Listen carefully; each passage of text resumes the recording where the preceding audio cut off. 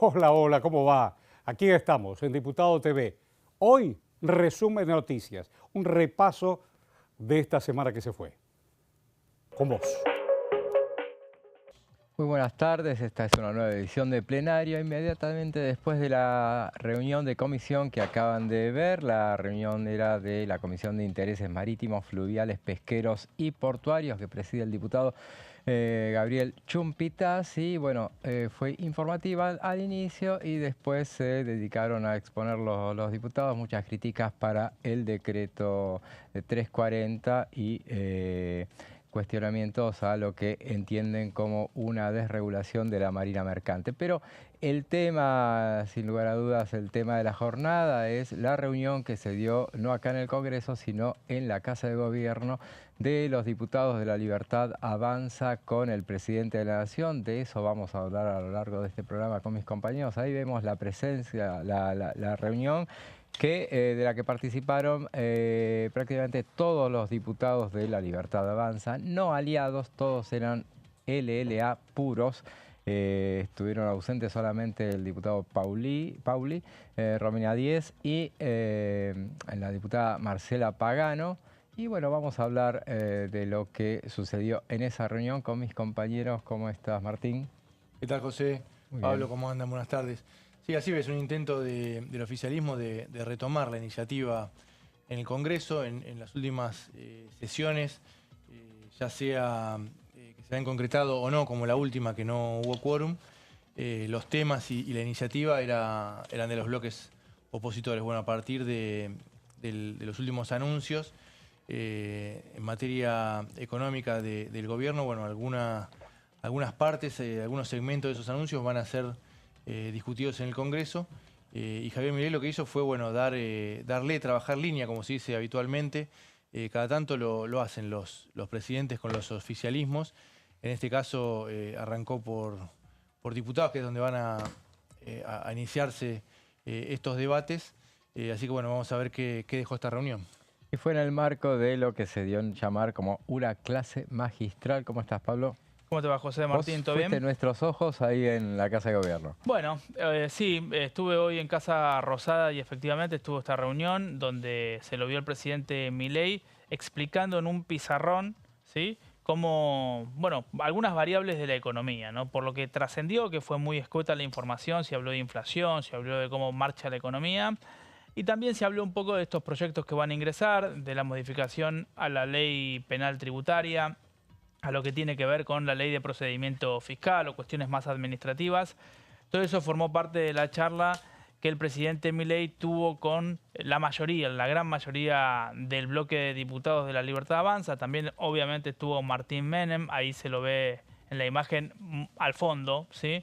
Tal vez no se lo ve muy en primer plano, pero ahí estuvo el presidente de la Cámara y el oficialismo que intenta de alguna manera retomar la agenda legislativa, ¿no? Porque veníamos de una serie de sesiones donde estaban siendo convocadas por la oposición, como decía recién Martín. De hecho, se estipula que el 4 de junio pueda llegar a haber una nueva convocatoria.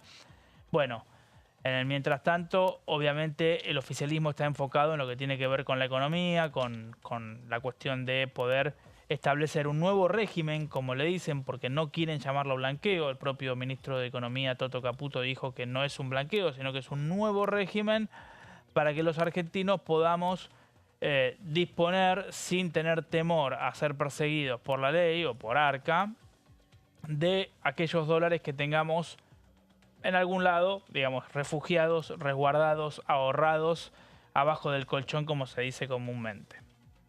Así es, bueno, y vemos ahí las imágenes de esa reunión que se inició a las 11:30 de la mañana aproximadamente.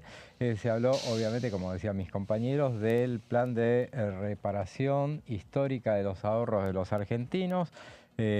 Bueno, están todos esperando a ver precisiones sobre cuándo llegarán los proyectos al Congreso de la Nación para su tratamiento. Se dijo que eso se están redactando, que van a venir próximamente, en los próximos días, 2 o 3 días pueden llegar a venir.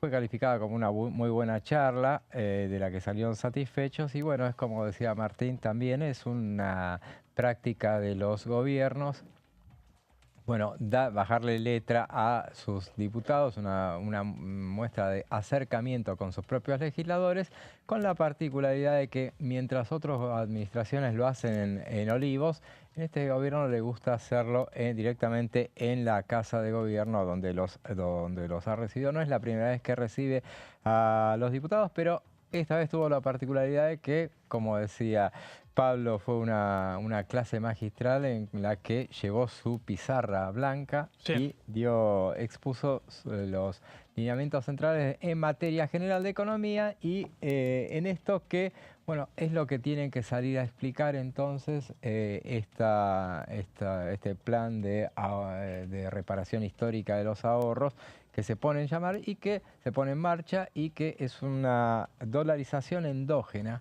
Esa Exacto, es la terminología que hace. A ver si te tiro un compromiso, te digo que lo expliques. No, a ver, no soy especialista en economía, pero sí está claro que lo que busca el gobierno es que esos dólares... A ver, la masa de dólares que tenemos los argentinos ahorrados, que no está declarada, es lo que el gobierno de alguna manera intenta que se vuelquen al mercado y que aquella persona que las utilice, ese ahorro para lo que sea, para la compra de un inmueble, para la compra de un auto y demás, bueno, eso no lo haga con el temor de que después va a caerle arca a sancionarlo, básicamente. Entonces a eso se llama dolarización endógena en el sentido de poder utilizar los dólares como una de las monedas, puesto que también habla muchas veces el presidente que es la competencia de monedas o la canasta de monedas, ¿no? Digamos, que podamos transaccionar o que podamos operar con libertad en el sentido de poder utilizar la moneda que más nos plazca. Básicamente es eso.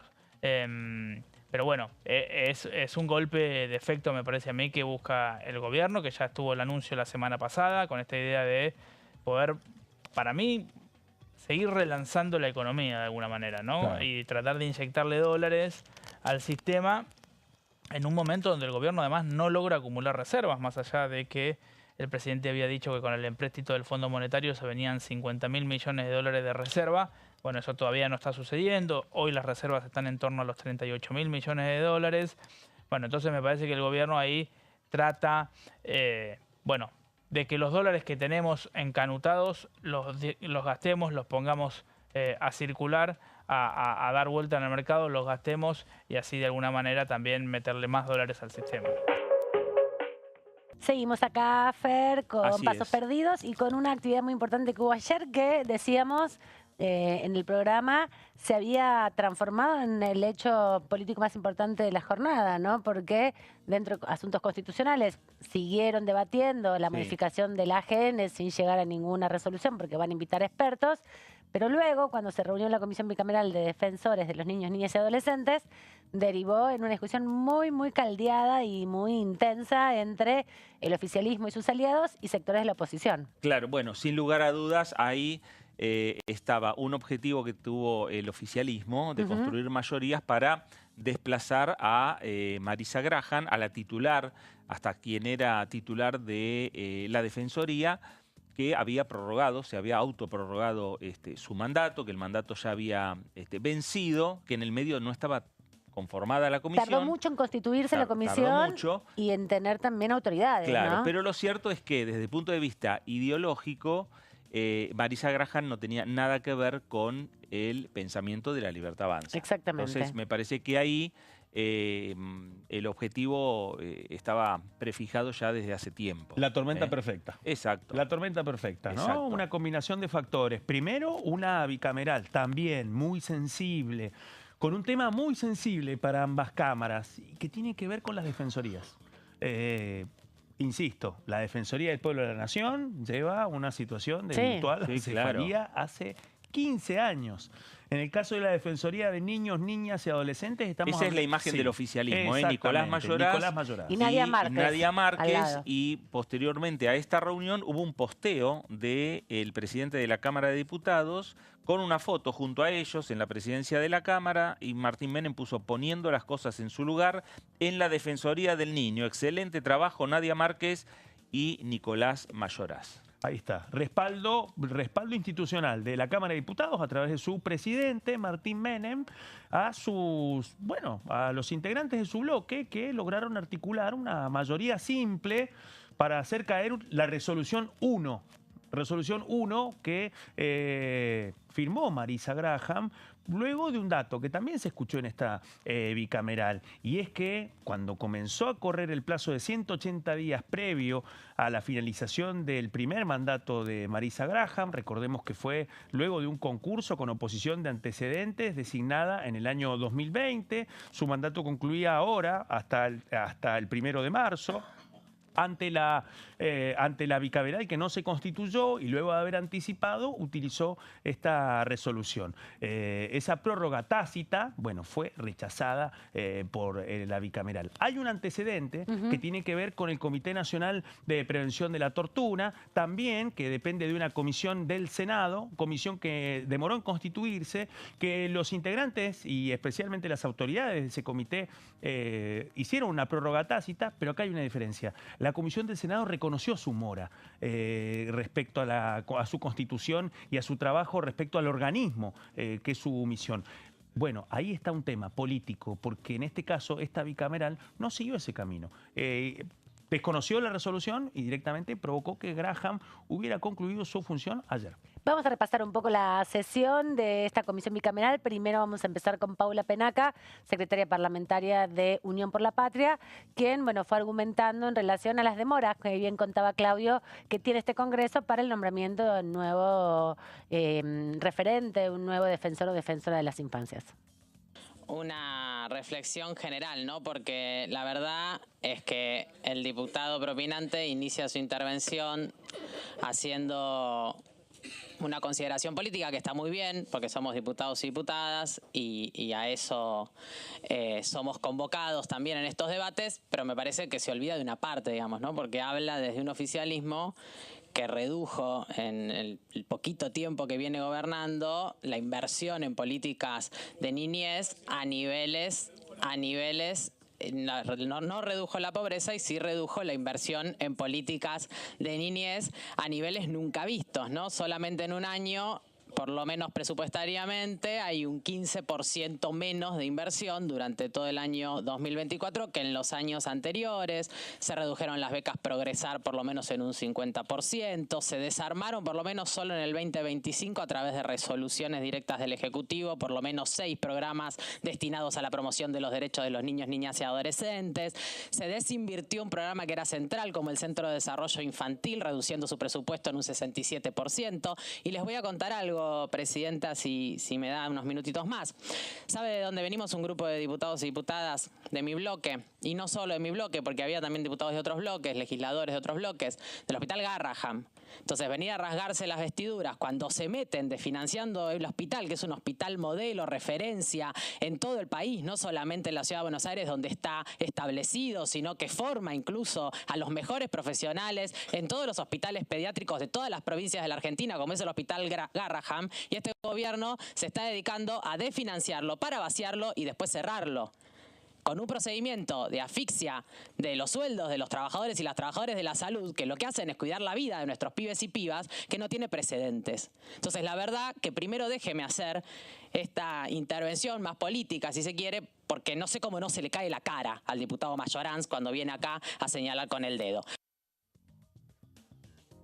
Bueno, ahí empieza a expresarse un poco el ida y vuelta, ¿no? Claro. Justamente había una mesa y en la comisión siempre están alrededor de un espacio mirándose los diputados y la presidenta de la comisión tratando de coordinar y organizar un debate. Áspera. Fue muy áspero, ¿no, Mirada Claudio? áspera, Tomó una relevancia importante. A diferencia de otras reuniones de otras comisiones, no hubo tanto grito, hay que decirlo. No. Germán Martínez, cuando salió a argumentar, utilizó un tono bajo, pausado, decía cosas que se veía que la diputada Sarapura y a la diputada Márquez no les caían para nada bien. Pero bueno, en este caso lo mismo pasa con Penaca. no perdieron la firmeza, pero no escuchamos muchos gritos en esta bicameral. Exactamente. Lo que sí hubo fue una votación a mano alzada que resultó en la articulación de la Libertad Avanza con el radicalismo y el PRO. Y vamos a escuchar ahora a María Sotolano, justamente diputada del PRO de la provincia de Buenos Aires, argumentando a su vez su postura de rechazar la prórroga del mandato de Marisa Graham. Después, yo quiero hacer una pequeña aclaración política. Yo entiendo que hay interpretaciones de acuerdo a la biblioteca, cada uno puede plantear su interpretación.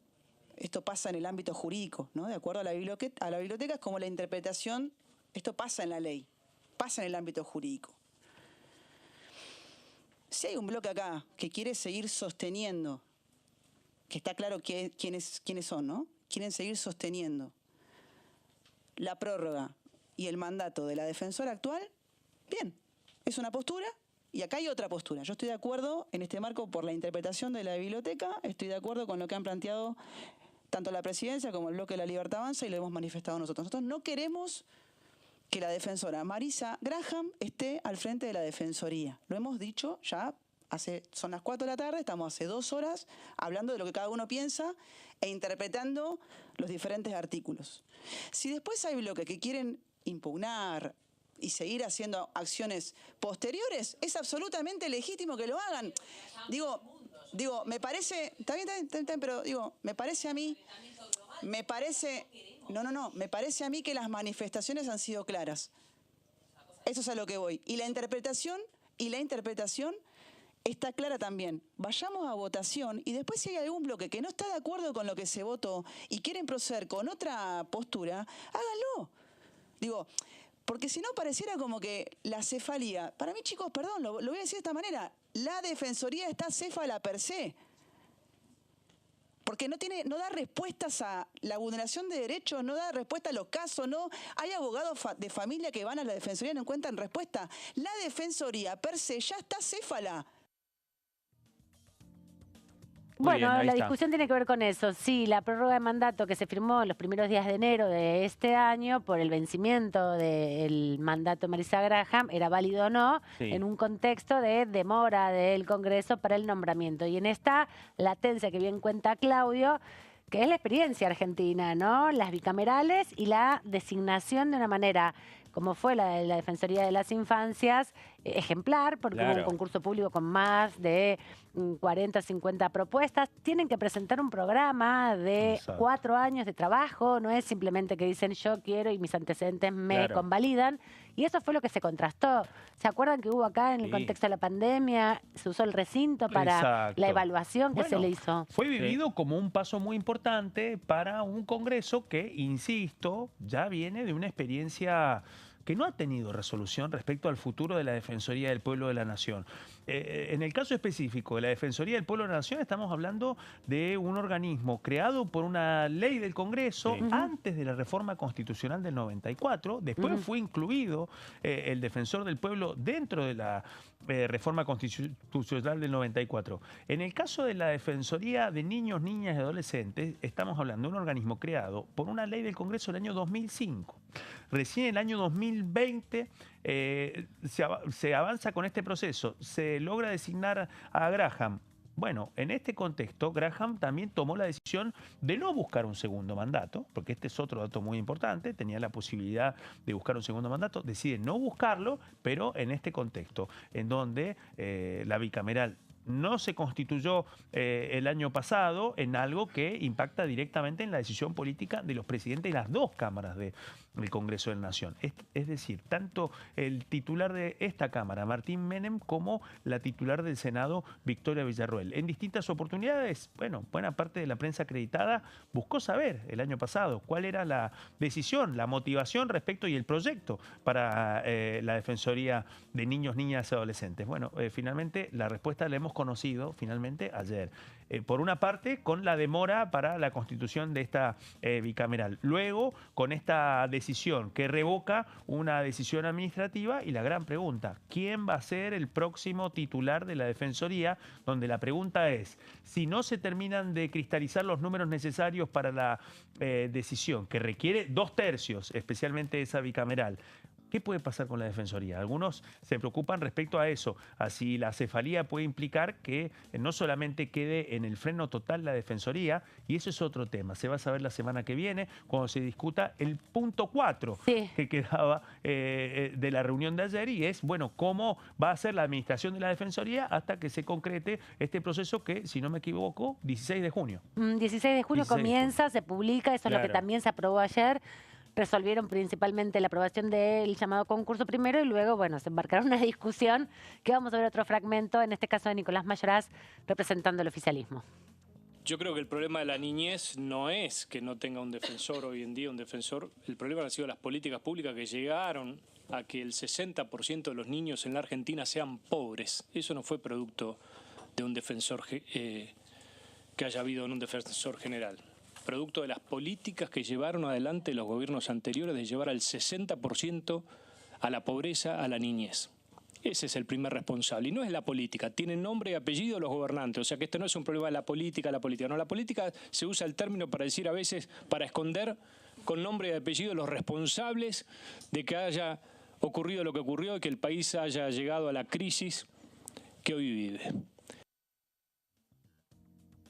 Bueno, Estaba, sí. hay que esperar a la semana que viene. Acompañado también hay, como veíamos, por Nadia Márquez. Hay que esperar hasta la semana que viene a ver qué sucede. Y sí, vamos a repasar ahora un fragmentito de la entrevista que tuvimos acá con la diputada Sara Pura después de esta tensionante reunión de comisión. Nosotros lo que hemos establecido en la discusión, bueno, por un lado tenemos un dictamen específico, el bloque, pero tenemos una posición expresada por varios diputados del bloque de la Unión Cívica Radical sobre un compromiso del abordaje de la discapacidad, una preocupación expresada por cómo se han venido desarrollando la auditoría. Yo he tenido diálogos con el presidente de la comisión para pedir que tengamos una sesión que le dé marco a un abordaje respetuoso, que no involucremos temas que no sean de la agenda prioritaria, como los temas de AGN, como los otros temas, como se dio el proceso del tratamiento sobre la situación de jubilados. Por ahora está el anuncio de que se suspendió el anterior pedido a sesión y que se llamaría. Nosotros tenemos en particular ese compromiso de abordar la situación. Creemos que estamos en una situación delicada de los derechos de las personas con discapacidad, que no solo el cambio de abordaje, de un abordaje sanitario, a diezmar ese abordaje integral, una auditoría que no ha sido ni inclusiva ni respetuosa de los estándares de derecho, nos pone en una situación de tratar y abordar la emergencia en discapacidad. Sí, la verdad es que una reunión fue muy intensa, fuerte porque, bueno, ustedes saben que yo siempre tengo una vocación de generar consensos. Tengo una mirada muy particular sobre algunos temas, entre esos los derechos de niños y niñas. Y a veces esas situaciones son una invitación a poder salirnos del lugar partidario, ideológico, sino ponernos en una cuestión de garantía de derechos. Y la institucionalidad de la Defensoría generó debates profundos. Creo que hemos logrado, a pesar de la intensidad y de la diversidad, por un lado, garantizar el llamado a concurso, que se iniciaría el 16 de junio. Además también que eso es un pedido de las organizaciones que se llame a concurso, que se dé cumplimiento a la ley 26061. Y eso creo que es el avance, ¿no?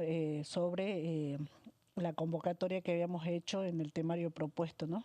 Las diputadas que integramos la bicameral por la Cámara de Diputados tuvimos una actividad de sensibilización, de incidencia para que la Cámara de Senadores designe los representantes en tiempo y forma para poder dar cumplimiento a lo establecido por la ley de realizar el concurso 180 días antes. No hemos logrado que el Congreso y en particular la Cámara de Senadores designe su representante, entonces no podíamos constituir la bicameral. Yo creo que ahí hay un error de parte de las autoridades de esperar el vencimiento del mandato y eso ha promovido, digamos, que se emite una resolución, que es la resolución 1-2025, donde se prorroga Y lo que hicimos el día de hoy, porque así lo dice el reglamento interno de la bicameral, es poner en debate esa resolución con una decisión mayoritaria de los miembros de dejar sin efecto a partir de la fecha la vigencia de la resolución y generando un cuarto. Por otro lado, hay autoridades, están los secretarios, y llamar al concurso. Creo que eso pone en agenda esta situación de poder dar un marco a la institucionalidad, porque siempre se habló de la posibilidad de una intervención, siempre se habló de la posibilidad, lo que nosotros hemos expresado, digamos, en la reunión de hoy y por parte de varios diputados es que queremos garantizar la institucionalidad y el llamado concurso. Bueno, ahí estaba Natalia Sarapura con esta última frase, garantizar el llamado concurso, como tema central para no solo para la bicameral, sino también para el futuro de la auditoría. Ahí estamos. Vamos a un corte y no te vayas. Seguimos resumen de noticias con vos.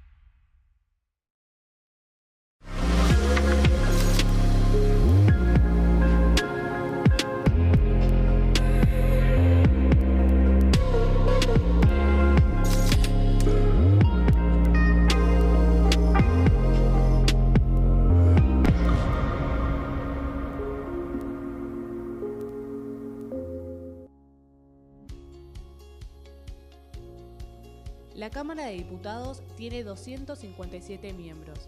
Los diputados debaten y sancionan leyes que rigen en todo el territorio nacional. Algunas de las más importantes son el presupuesto de gastos generales del Estado, el Código Civil, el Código Penal, la forma en que se rige el trabajo, las jubilaciones, entre tantas otras. Además, controla y hace un seguimiento de las políticas del Poder Ejecutivo a través de la visita de diferentes funcionarios o el pedido de informes, así como la posibilidad de realizar juicios políticos a los funcionarios. La duración de los mandatos de los diputados es de 4 años y pueden ser reelegidos indefinidamente. Desde el momento en que asumen y hasta el final de su mandato, no pueden ser acusados, interrogados judicialmente, ni molestados por las opiniones o discursos que imitan desempeñando su mandato. Son requisitos para ser diputado tener al menos 25 años, 4 años de ciudadanía argentina y haber nacido en la provincia por la que se postula o haber residido en ella los 2 años precedentes. Se agrupan en bloques que expresan partidos políticos o afinidad ideológica. Existen también los monobloques integrados por un solo diputado.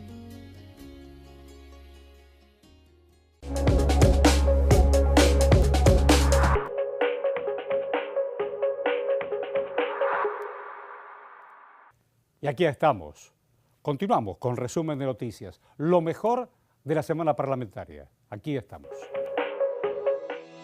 En el ámbito de la Cámara de Diputados de la Nación se llevaron a cabo distintos encuentros internacionales enmarcados en el desarrollo de los grupos parlamentarios de amistad. Uno de ellos fue con Países Bajos, donde se celebró el aniversario número 200 de las relaciones bilaterales entre ambas naciones. El encuentro tuvo lugar en el Salón Delia Parodi y en el mismo la presidenta de dicho grupo parlamentario de amistad, la diputada Margarita Stolbizer de Encuentro Federal, destacó que con los Países Bajos no solo nos unen los vínculos comerciales, sino también la defensa de los derechos humanos y los valores democráticos. En el mismo estuvieron presentes el embajador de Países Bajos, Maurits Verheiden, y el director ejecutivo de la Cámara de Comercio Argentina-Holandesa, André Das, entre otros. Por otra parte, se constituyó el Grupo Parlamentario de Amistad con Perú. El diputado Guillermo Montenegro de La Libertad Avanza fue designado como presidente. En la cita estuvo presente el embajador de Perú en Argentina, Chocano Burga, quien destacó: la relación entre Argentina y Perú es histórica, y lo más importante es que sigamos construyendo estos lazos. Además, el Grupo Parlamentario de Amistad con Indonesia, presidido por la diputada Karina Bachey, del PRO, organizó la jornada académica Relaciones Bilaterales Indonesia-Argentina, Oportunidades y Desafíos. En el mismo, que contó con la asistencia del embajador de la República de Indonesia en Argentina, Sulaiman Syarif, se dialogó sobre el fortalecimiento de los vínculos de cooperación interparlamentario y del intercambio de visiones sobre la situación actual en ambos países.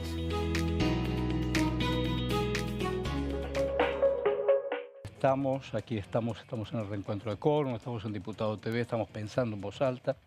Recién me apuntaba el colega Martín Di Natale a propósito de la Marina Mercante, no solamente barcos argentinos o buques argentinos, sino cómo juega todo en las aguas argentinas. Tenemos el Atlántico, tenemos ríos importantes y se está repensando. ¿Qué es lo que se está repensando, profe?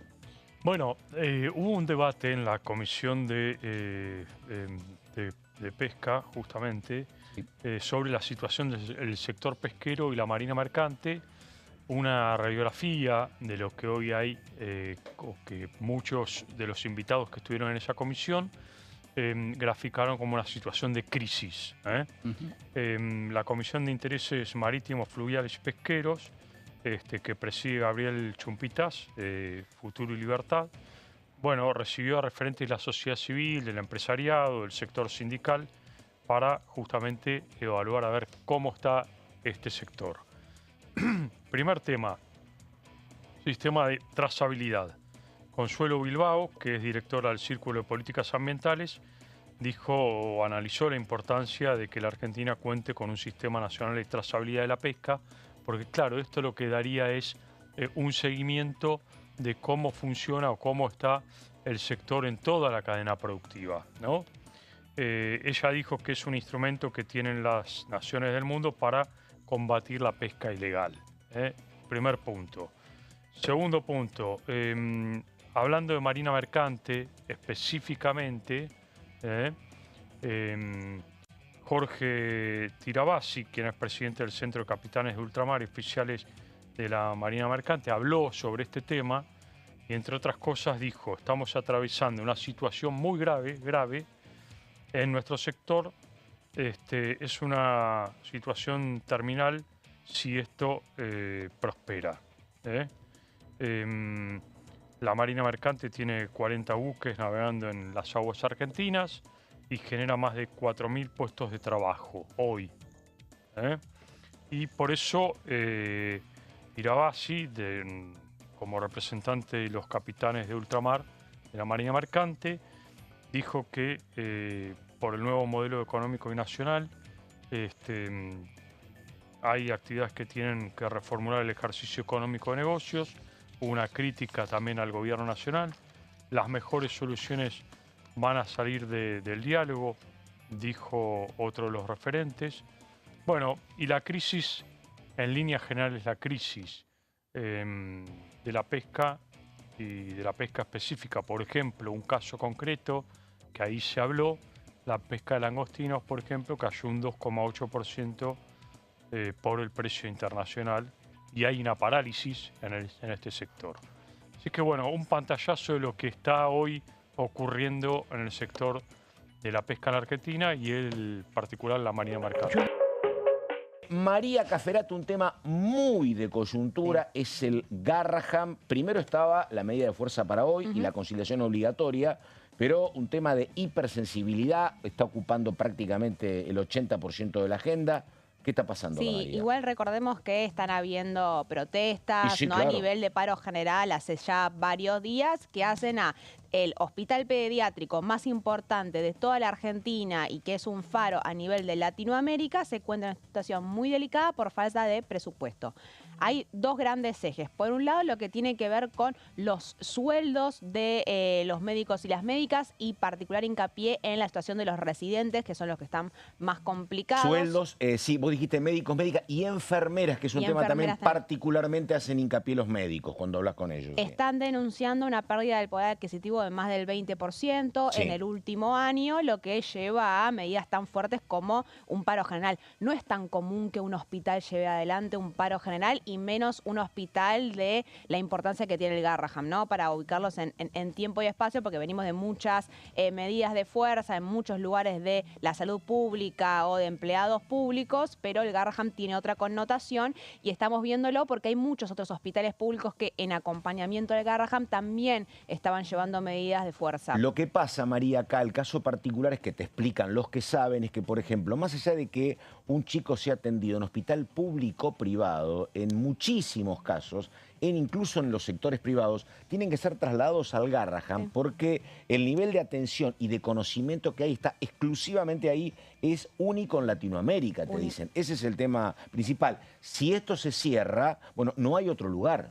No hay otro lugar, ni en la medicina privada ni en la medicina pública. Y eso sumale que el Garraham, más allá de la atención, por ejemplo, oncológica, que es un poco de lo que es más reconocido, también prepara profesionales, lleva a cabo investigación y está ubicado en la ciudad de Buenos Aires, pero asesora a nivel nacional.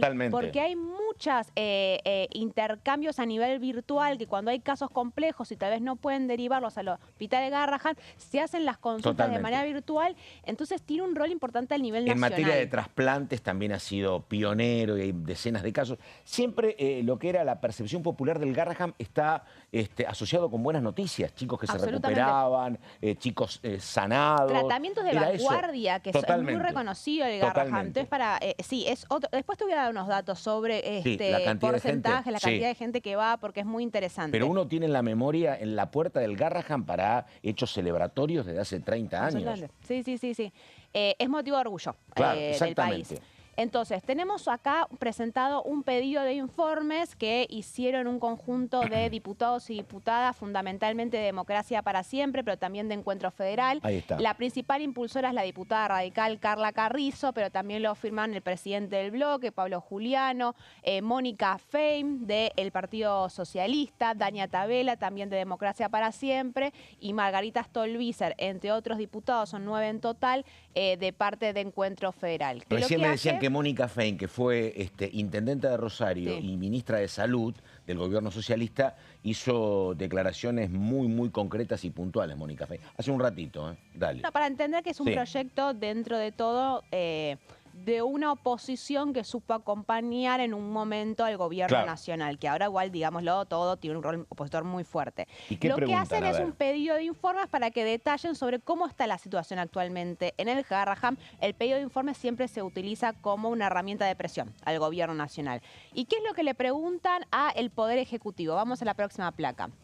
En primer lugar, lo clave, ¿cuál es el presupuesto asignado para el Hospital Garrahan para 2025? Recordemos que venimos de un presupuesto prorrogado del 2023, entonces la mayoría de los presupuestos designados no se van incrementando a través de asignaciones arbitrarias. del Ejecutivo. Es lo que pasa en todas las salas, ¿no? Exactamente. Entonces, bueno, ¿cuál es el monto que se destinó? También para compararlo sobre cómo están haciendo en otras áreas. Hay mucho hincapié y muchos comparativos en términos periodísticos, no sé si lo vieron, en lo que fue el presupuesto designado para las áreas de defensa y de seguridad, lo que pasa es que y los ahí fondos está trabajando, de la CIDE y lo que tiene que ver el presupuesto en materia de salud. Esos son de los ciencia y datos que técnica. aportó Nicolás Massot, muchos. Nicolás Massot. No es que no hay plata, dice Massot, la plata la pusieron en otro lado. Sí. Que dicho sea de paso, proviene del informe de gestión que dio el propio Guillermo Francos, ¿no? De dónde viene ese dinero. Después, otra pregunta, ¿qué recomposiciones salariales hubo desde 2023, específicamente desde el 11 de diciembre de 2023, que fue cuando asumió Javier Milei? ¿Cuántas renuncias se registran? Porque esto es importante. Uno de los reclamos que están llevando a cabo los profesionales de salud del Garrahan es que están habiendo muchas renuncias. Y muchos médicos y médicas especialistas... Centenares escuché en los últimos tiempos, y son más los últimos años. Ahora después te daré el dato. Al menos los que están denunciando de los sindicatos es 170, me parece. Pero ¿qué hacen? Que son profesionales de salud que se van al sector privado. Y que son, o se van incluso a afuera, porque son de mucha importancia, y son médicos y médicas, enfermeros, profesionales de salud, que después no se recuperan y que trabajaron y se asesoraron y hicieron residencias en esos mismos hospitales. ¿Qué otras preguntas también le plantean? Vamos a, ahí está. ¿Cuál es el estado de la formación médica y del sistema de residencias? De vuelta, haciendo hincapié en el caso de las residencias, porque las residencias en el Garrahan son muy importantes y los residentes son los que están en condiciones más complicadas en materia de ingresos. ¿Y qué medidas se implementaron para mejorar las condiciones de los residentes? De vuelta. Ahora, vamos a ver la próxima placa, sí. ¿Cuáles son los fundamentos que plantea Carla Carrizo y el resto de los diputados para justificar la presentación de este pedido de informes? Eran estos datos que yo te decía, Pato. El 40% de los casos de chicos con cáncer se atienden en el Hospital Garrahan. El 40% a nivel nacional estamos hablando, ¿no es cierto? Ahí tenés, y los trasplantes, ¿ves? Claro. El 60%. Yo acá vi, ellos dicen 60%, otros especialistas, periodistas hablan de un poquito más del 50%, pero será entre el 50 y el 60% de los trasplantes pediátricos a nivel nacional se realizan solo en el Hospital Garrahan. Y a niveles generales hay un total de 10.000 cirugías de media y de alta complejidad por año en el Hospital Garrahan. Y de vuelta, de alta complejidad, no es que son cualquier tipo de cirugía, son cirugías que no se pueden hacer en otro tipo de hospitales, para tener una idea. Y ahora sí, vamos, ¿cuáles son los reclamos que están llevando a cabo, para tener una idea general, los profesionales de la salud del Garrahan? Bueno, lo que yo les decía, hoy va a haber un paro general, se dictó una conciliación obligatoria por 15 días para intentar resolver la situación. Esto es una decisión tomada por Sandra Petovelo, para ver si se puede haber un incremento paritario, ver cómo se resuelve, pero sabemos que cuando hay una conciliación obligatoria no se pueden realizar medidas de fuerza. Por eso se suspendió el paro general de hoy. Ahora, los residentes, el promedio que tienen de ingresos son 797.000 pesos y estamos hablando, los residentes trabajan 70 horas por día. Por 8 horas de lunes a viernes, más las guardias de fin de semana que son de 24 horas. Exactamente. Entonces estamos hablando de 70 horas semanales con un ingreso menor a 800.000 pesos, que está por debajo de la canasta básica, ¿no es cierto? María, perdóname, tenemos que ir al corte, pero ¿tenés alguna idea? Porque yo he hablado con varios médicos, pero este número no lo tengo. ¿De cuántos trabajadores habrá en el Garrahan? Mira, yo solo sé que hay 200 residentes por año.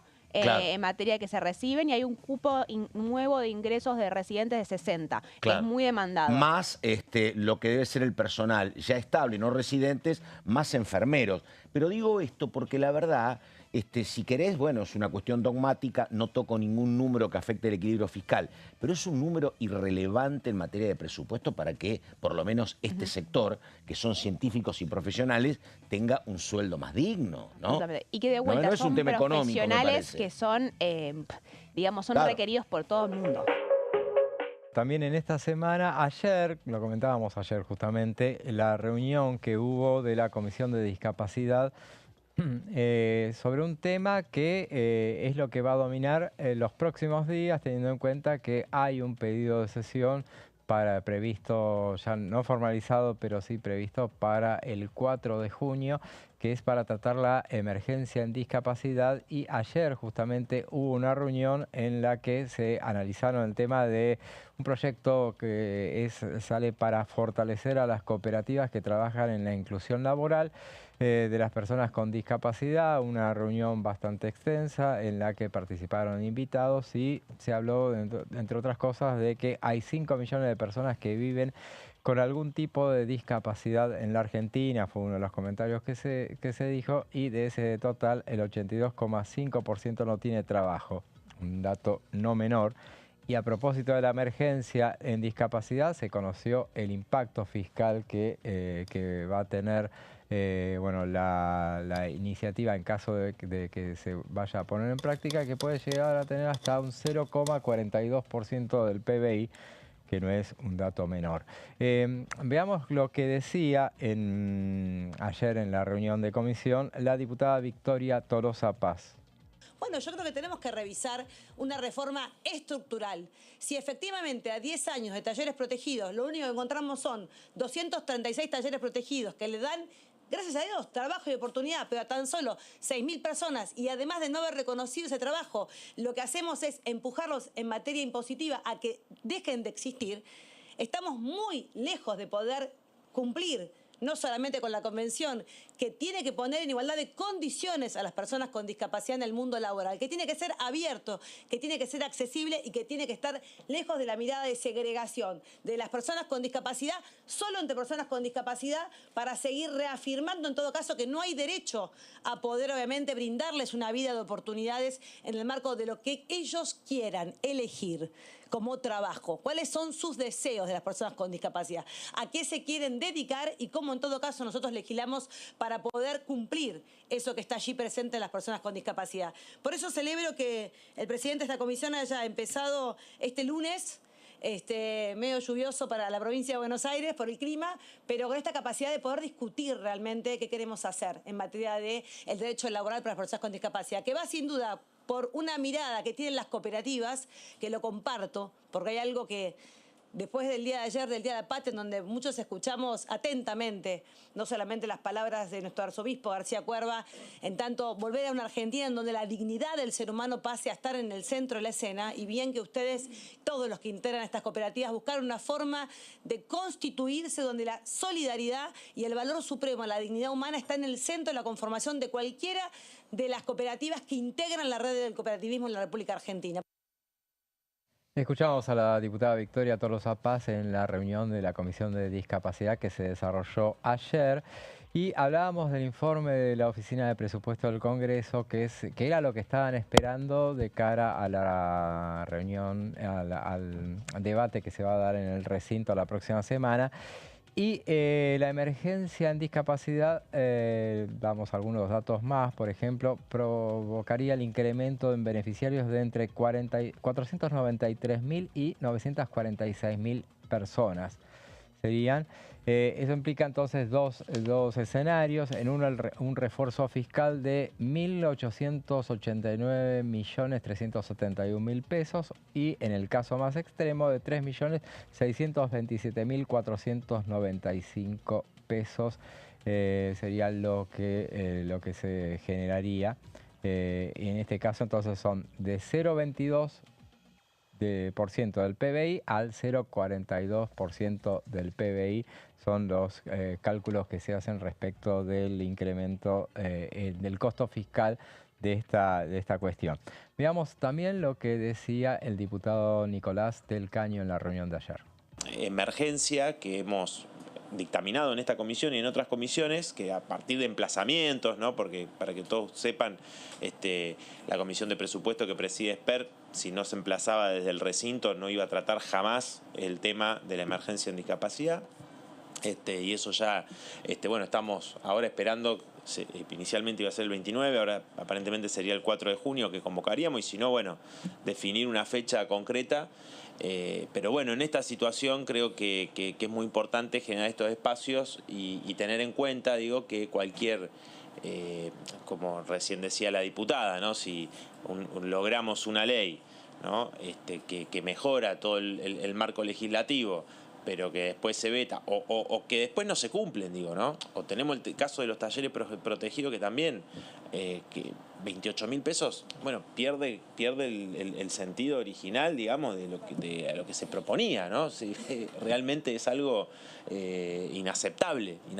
Entonces, yo hoy había muchas organizaciones que nos acercaban, que iban a hacer paros y distintas medidas toda esta semana, ¿no? Centros, instituciones vinculadas a la discapacidad están en pie de lucha, y bueno, nosotros en ese sentido estamos hermanados con esa pelea, porque si no hay un movimiento que se articule desde todos los que día a día, las personas con discapacidad, su familia, las trabajadoras, trabajadores, que muchos vienen los miércoles acá con los jubilados, que nos encontramos siempre también. El otro día muchas compañeras vinieron a acercarse a comentarnos su situación de cómo cobran 300.000 pesos, digamos, ¿no? Realmente insostenible, cobran cada 3 meses, la verdad que con un atraso enorme. Entonces se han agravado condiciones que se planteaban anteriormente como críticas. Entonces, bueno, en ese sentido me parece